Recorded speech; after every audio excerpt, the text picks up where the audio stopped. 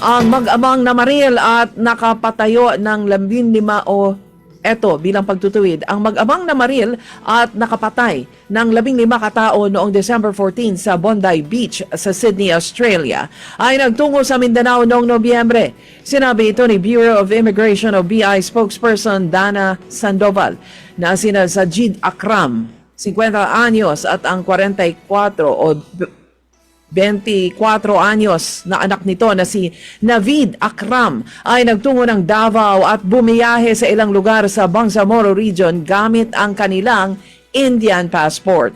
Halos isang buwan din silang nanatili sa Mindanao mula November 1 hanggang November 28 ayon sa Bureau of Immigration. Magugunitang isinagawa ang mag-ama ang naturang pamamaril noong Disyembre 14 na ikinasawi naman ng 15 katao at ikinasugat ng maraming iba pa.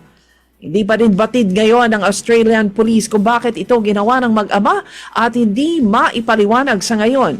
Paano nga nakapasok sa Bondi Beach area ang mga suspect na dala ang kanilang mga long firearms?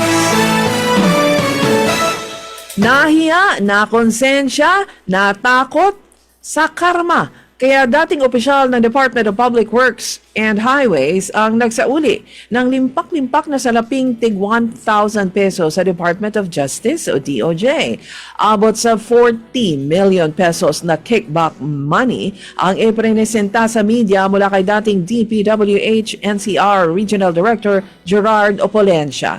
Bahagi ito ng restitution process na dapat isauli ang nakurakot na pera bago sila mapasailalim sa Witness Protection Program. Sinabi ni Justice Secretary Frederick Vida, ang 40 million pesos ay bahagi pa lamang ng 150 million pesos na halagang nakatakdang isauli ni Opolencia.